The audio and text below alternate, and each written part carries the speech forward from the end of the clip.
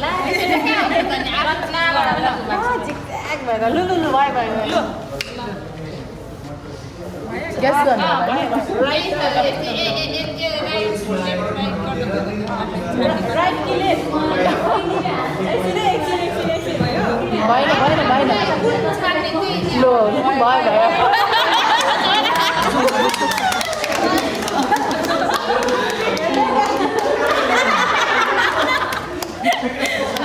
मलाई चाहिँ प्राङ्क हुनु अरे क्या